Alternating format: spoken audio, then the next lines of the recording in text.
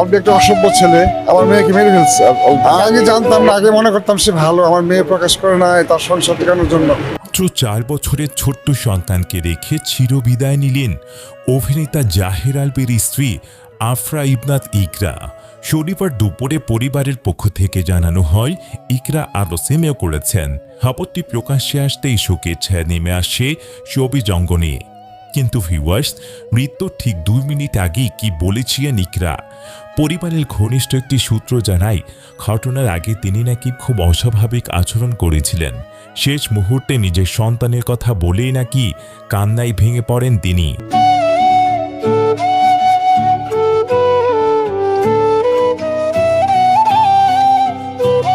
শেষবার ফোনে ইকরা বলেছিলেন, আমার বাচ্চাটার খেয়াল রেখো।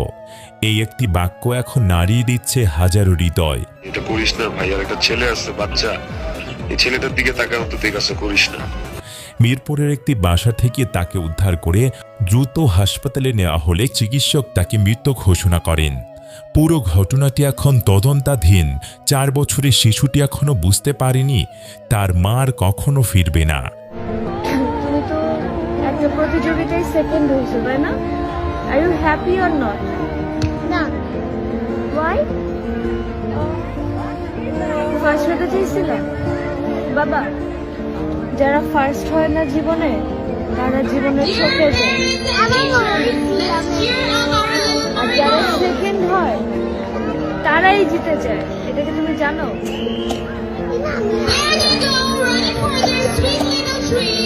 জীবনে ফার্স্ট হওয়াটাই মেইন না। ফার্স্ট হইলাম, জীবনে আর কিছু করতে পারবো না। Second I'm so happy.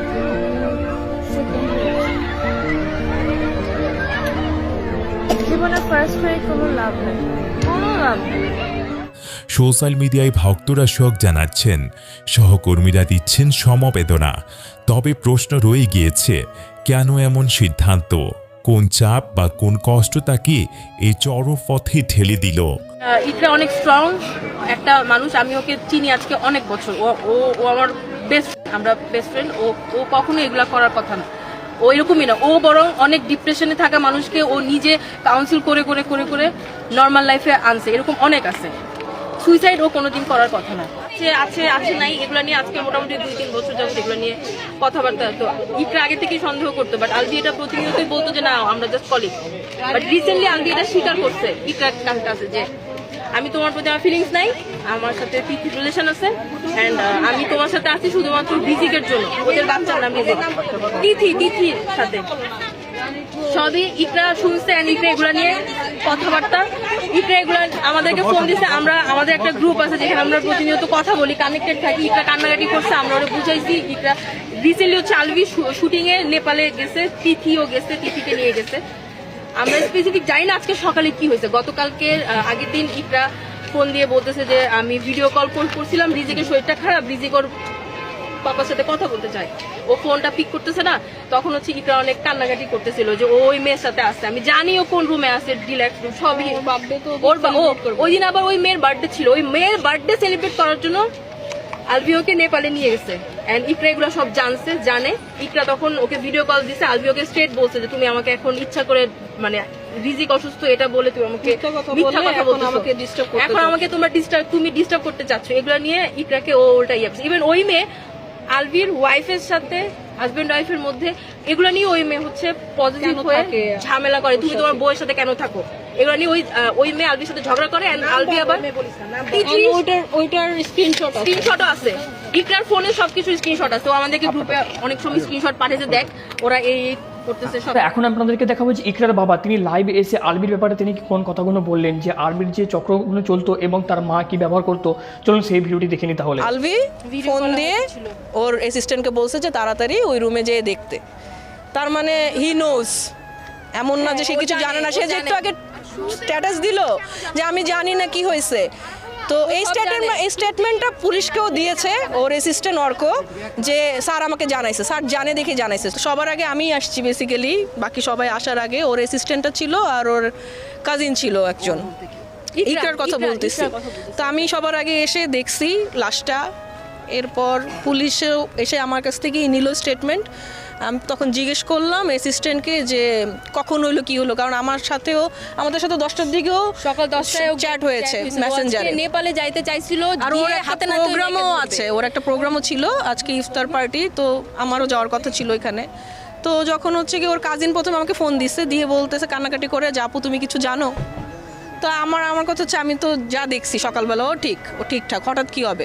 আমি ভাবছি হয়তো বা রাগের মাথায় হয় না অনেকে যেটা করে, ঘুমের ওষুধ খাচ্ছে, এর আগেও ঘুমের ওষুধও খেয়েছে, কিংবা রাগের মাথায় হাত কাটলো। আমি ভাবলাম যে হয়তো বা একটু পাগলাম টাগলাম করছে, হাত কাটছে, সেলাই টেলাই লাগবে, হাসপাতালে নিতে হবে।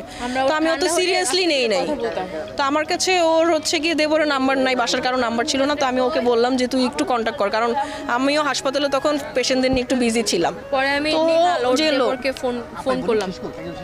এরপরে ও যখন জানালো যে এরকম, তো আমার বেশিক্ষণ লাগে না বসুন্ধরা থেকে এখানে আসতে, 10-12 মিনিট লাগে। আমি সবার আগে এসে পৌঁছে এলাম। আমি ঢুকে তো ওর কাজিনের হাজব্যান্ড ছিল বেসিক্যালি, আমাকে দেখে বলতেছে আপু ভিতরে।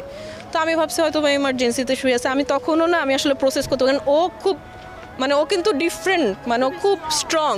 ও উল্টা মানুষজনকে, আমরা ডিপ্রেশনে থাকলে আমাদেরকে বুঝাইতো যে ডিপ্রেশনে থাকার কি আছে, একটাই জীবন, ও করবে এটা আনবিলিভেবল ছিল। তো আমি প্রথমে দেখলাম যে ও ঘুমাইলে যেরকম, ও তো সুন্দর, ও ঘুমাইলে যেরকম ওভাবে শুয়ে আছে। তো আমি অনেকক্ষণ ডাকলাম ইকরা ওঠ।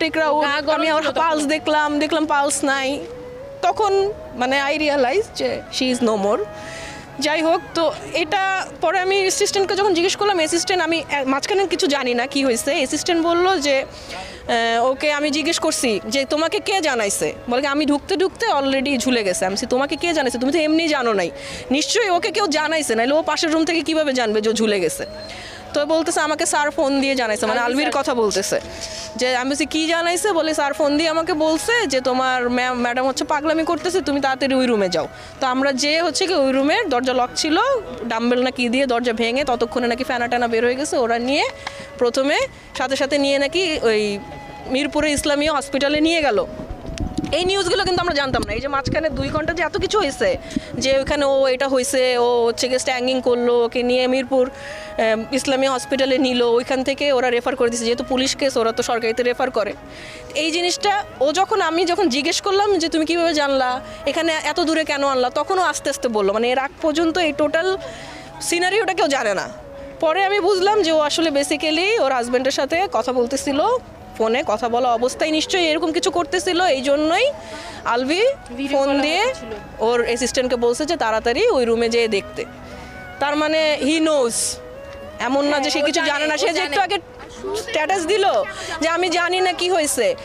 তো এই স্টেটমেন্টটা পুলিশকেও দিয়েছে ওর অ্যাসিস্ট্যান্ট অর্ক, যে স্যার আমাকে জানাইছে, স্যার জানে দেখে জানাইছে। সো যে ও লিখলো আমি জানি না কেন, আমার কিছু বলার নেই স্ট্যাটাসের উপরে, বাট হি নোজ এভরিথিং। আমি আন্টিকে ফোন দিয়েছিলাম, কারণ আমি চাচ্ছিলাম যে যেহেতু ইকরার বডি নীল হয়ে যাচ্ছে, যেটা হয় নর্মালি ডেডের পর, তো আমি চাচ্ছিলাম বাচ্চা মানুষ মাটাকে একবার দেখুক, ছোট মানুষ, যে যতক্ষণ চেহারা ঠিক আছে ততক্ষণে দেখুক। তো আমি এই জন্য ফোন দিচ্ছি। আমি দিয়ে বলছি আন্টি একটু রিজিককে নিয়ে আসেন। পরে বলতেছে আমাকে তো মানা করতেছে ওর বাবা। আমি বলছি আন্টি আপনিও একটু আসেন, নাহলে জিনিসটা খারাপ দেখায়, তাই না? ছেলের বউ মারা গেছে, জিনিসটা খারাপ দেখে, আপনিও আসেন, ওকে নিয়ে আসেন। যদি আপনি না আসতে পারেন ওকে নিয়ে, তাহলে আমাকে বলেন, আমি কাউকে পাঠাই বা আমরা কেউ এসে নিয়ে যাই। শুধু ওর দেবর আছে, জাহের আলভি ছোট ভাই আছে, প্রথম থেকেই আছে, অ্যান্ড প্রথম থেকেই অনেক সবকিছু করছে, সামলানোর চেষ্টা করছে। আশা করছি ভিডিওটির মাধ্যমে আপনারা বুঝতে পেরে গেছেন যে আলভির একটা পরকীয়ার কারণে তার স্ত্রীকে, ছোট্ট বাচ্চাকে রেখে চলে যেতে হলো। বন্ধুরা, এখানে সবথেকে বড় একটাই কথা, যে পরকীয়া এমন একটা কাজ যেটা একটা সংসারকে ভেঙে দিতে পারে। তাই ইসলামের কথা অনুযায়ী ইসলামে বলাই হয়েছে যে পরকীয়া একটা বড় জিনা, এই জিনা করা খুবই গুনাহগার কাজ। বন্ধুরা, আপনারা অবশ্যই দোয়া করবেন ইকরার জন্য। ভিডিওটি ভালো লাগে লাইক করবেন, কমেন্টে জানিয়ে দেবেন। ধন্যবাদ। ততক্ষণ নিজেদের খেয়াল রাখতে ভুলবেন না।